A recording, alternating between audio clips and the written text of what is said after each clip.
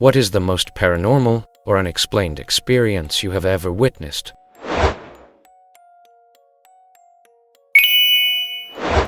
My mother-in-law suffered with lupus for many years before she died. It was really tough on my wife, who had to forego so much of her life to take care of her. Just before the end, somebody had dropped into the hospital and left a budding rose for her on her bedside. My wife and I never figured out who it was, and nobody in the family ever claimed to have known about it.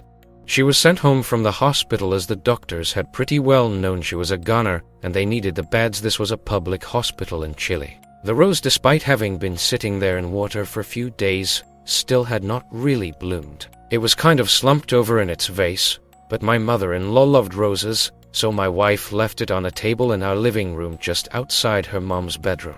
It looked almost like it was dead, and I debated throwing it away, but decided to leave it since it was a gift from whoever brought it. A few days later, she passed away in the ambulance on the way to hospital with a collapsed lung. It was around 2 a.m. My wife had gone with her to the hospital while I stayed home with our 1-year-old. My wife called me with the news around 3, and while I was on the phone with her, the baby woke up, so I went out into the kitchen to get him a bottle.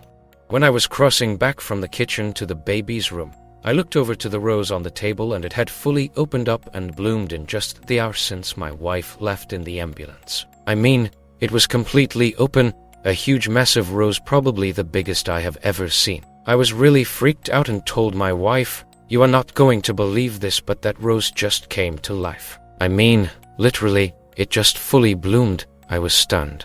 My wife started crying even harder than the little sobs of grief she had been speaking through and said, "Are you serious?" I literally just prayed, "God, I understand that it was her time, and I thank you for allowing me to have such a wonderful mom, but please, just let me have some tiny sign, anything to let me know she is alright." And that would have been just a minute or two before she called me, right when the flower opened up.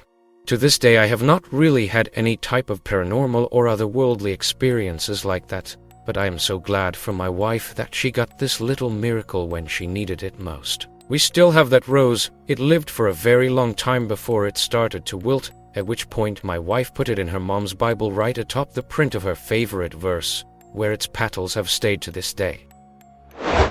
My family was living in a house built before 1865 in Western Mass. My bedroom had a door that led into another sibling's room. One night when I woke up to go to the bathroom, when I sat up, I saw a figure standing at the end of my sister's bed. My first thought was I was seeing things, maybe some crap in my eyes, or it was all in my head. I calmly closed my eyes and rubbed them and said to myself, "I will open my eyes and look up. Whatever I thought I saw will be gone." So I finished rubbing my eyes, and there it was. I stood up saying, "Hey." Whatever was there turned around, and I swear its expression was surprise. It moved out of view towards what would be the upstairs hallway. I went into my sister's room and it was gone, so I went out to the hallway and there was the family dog. It was looking down the hallway, tilting its head the way confused dogs do. Never saw that again. I have a couple surrounding my grandfather. He was a good man, worked hard, loved his family, had a gentle and warm soul. Physically, I look a lot like him, and our birthdays were only a couple days apart. We shared a love of chocolate cake, and every year, when I was a kid, my family would pile into the station wagon and drive upstate with a cake to celebrate our joint birthdays.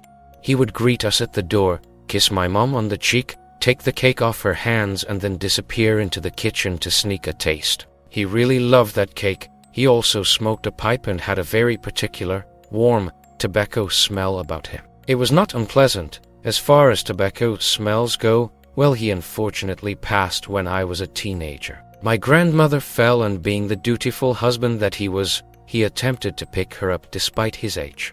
He unfortunately fell too and broke his hip. His body could not handle the trauma, and he unfortunately passed away not long after. It's been over 20 years and I still miss him dearly. Well, as for the paranormal stories, the first was the very next year, when my mom was making that chocolate cake for my birthday. She begins to ice it when suddenly her whole house filled with the smell of pipe tobacco.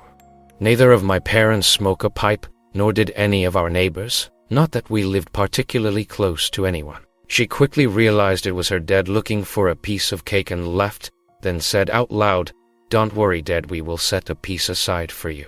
And the smell faded away. The next happened some years later. I had grown, moved out, and gotten married. It had been maybe 10, 15 years since he passed. It was right around my birthday, and I came home from work one day to find a peculiar smell in the house. It was pipe tobacco. Neither I nor my wife smoke, and again, neither do any of our neighbors. No one had been in the house. We had a cantankerous German shepherd at the time who refused to let anyone in the house without first mauling their face off. I was really confused before I realized what day it was. It was my grandfather's birthday. I called my mom to tell her what had happened, and she told me he would have turned 100 that day. I sadly have not had any more encounters since, but I like to think my grandfather came to visit me on his 100th birthday. If heaven is real, I hope he is up there eating some cake. This actually happened a few weeks ago. My wife was out of town for work, and I was in bed. Around 1 a.m. my son came down in bed. I barely woke up. Then later on in the night I heard the bedroom door open and close. I woke up and saw a young girl wearing a red sweater and shoulder-length brown hair walk across the end of my bed. I specifically remember seeing her reflection in the mirror. I thought it was my daughter also coming down to get in our bed. She sometimes sleepwalks too. I looked at the clock and it was about 3 a.m. I watched the girl walk across the end of my bed and start to walking to our bathroom. She then stood in the doorway, so I called out my daughter's name to no response. The girl then started to slowly lift her arms up from her side until they were sticking straight out to the sides. I said my daughter's name again. At this point, I figured she was sleepwalking, but the girl just stood there with her arms out to her sides motionless. So I yelled my daughter's name again, loud enough that my son woke up. He jumped up and saw the girl as well. I got up, flicked on the light, and there was nothing there. Walked upstairs and saw my daughter was still in her bed. Came back downstairs looking around, and I was standing where this girl was standing, and the floor was warm, like really noticeably warm on the tile. Got back in bed and laid there for a good 45 minutes before I fell back asleep. The next morning I asked my son about what happened last night to see if he remembered or if it was all a dream. He said he remembered waking up and seeing his sister standing in the doorway wearing a red sweater. Super weird, freaked me out, and have goosebumps just thinking about it again. Edit. Wanted to add our house is pretty new, built in 2017, but the land in our neighborhood was an old farmhouse and Civil War headquarters for the Battle of Stones River. We actually have a little graveyard fenced off in our neighborhood with about 40 unmarked graves. Both slaves and soldiers are buried there based on what I have read about the history. Was just about to drive out from my apartment parking when I got a call from an unknown number. No one was on the line, then an accident happened from the driveway I was just about to leave. Divine intervention, or maybe just blind luck. My grandma had a house that she adored. She designed every bit of it. She purchased every piece of furniture, wallpaper, etc. from different countries. It took her 3 years to finish it. She also collected antiques, and the house looked like a museum. People would say she poured her heart and soul into it. She passed away in that house in her room when I was in the next room. I heard her fall on the ground. Since then I could not be in that part of the house. I felt unwell. My dog used to stay a lot with my grandparents, but after her death we brought him once and he went crazy. He almost broke the door trying to escape. Usually he was very nosy and loved going to other people's places, but he would not go into my grandma's house after her death. When I got married, we decided to live in my grandma's house, because by that time my grandpa had passed and it was empty. We lived in the other end of the house and locked my grandma's rooms. Even at 28 I could not go there. I would start feeling unwell, get chills. We moved to a different country, but I would still see nightmares about that house and my grandma. She was the kindest person in the world, but in my dreams she was always angry and scary, and her house was too, and it was like they were together. We sold the house last year, and my mom packed everything and sold it. She felt like she needed to constantly apologize to my grandma. Since we sold it, my nightmares stopped and I feel much better now. You could say it's all in my head, but unfortunately many of the people close to me have passed. Grandma when I was 10, my dad when I was 12, my grandpa when I was 19.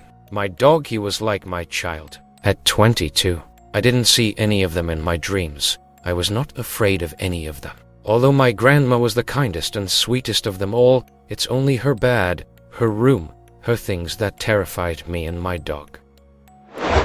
My ex worked as a scarer at a haunted house, and we went to drop off supplies to the owner one day. The owners wanted to give me a tour, and although I was uncomfortable, I said yes. We were in the living room, and I looked in the mirror and saw an old man in old-timey clothes with a handpipe sitting on the red chair behind me.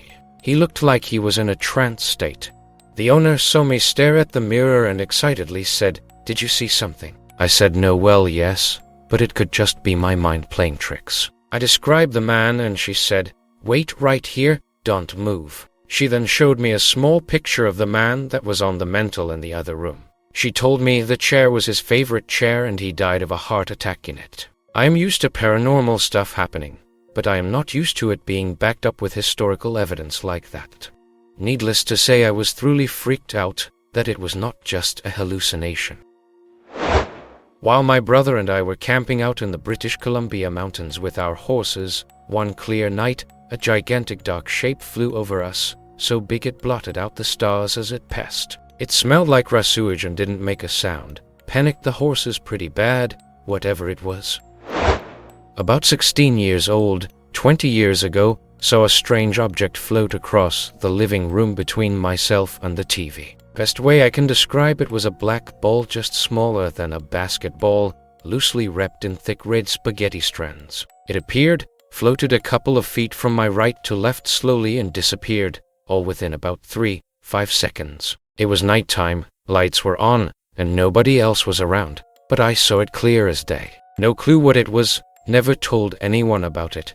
I am a graphic designer and should probably render it and share to see if anyone else has experienced something similar. I have seen almost the exact same thing, except it was a black ball wrapped in moving black lines, not red. It floated into my bedroom through an open door, then stayed for 5-10 seconds and went back out. Bizarre.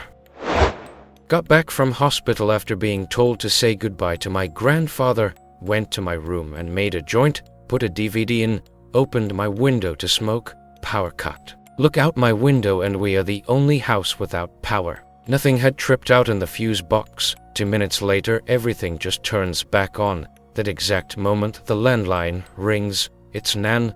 Granddad has gone, he was an electrician. I have 3. First, when I was 18, I was on my way to an after party at like 2 a.m.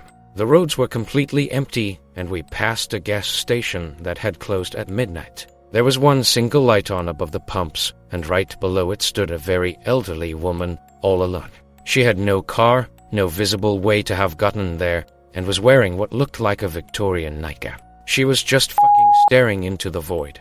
When we left the party a few hours later and drove back past the gas station, the woman was gone and the light was off. Second, one time, I was sitting in my car in the parking lot at work, waiting for my team to arrive so we could go inside. My boss texted me, asking, "Why do you keep calling me from the store?" and hanging up. Confused, I immediately explained that I was not even in the building yet. No one was. Third, Halloween 2018.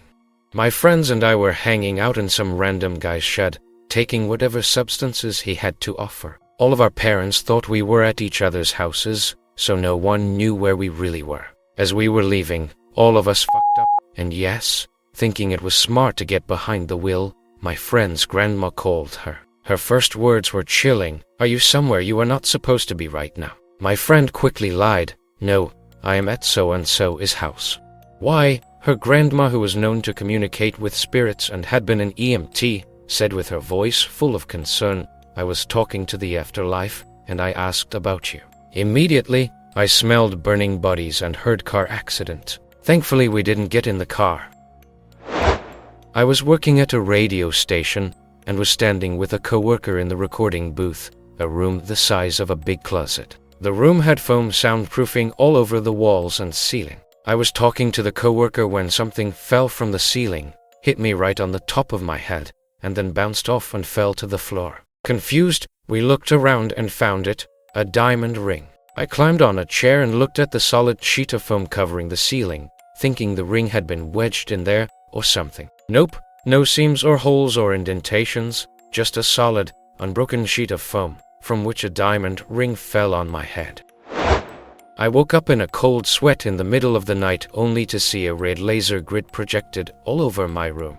I kept rubbing my eyes and blinking and it would not go away. I lived alone at the time, so it was not someone else in the house playing a prank on me. I was too scared to get out of bed, so I put my head under the covers and went back to sleep. I still have no idea what that was.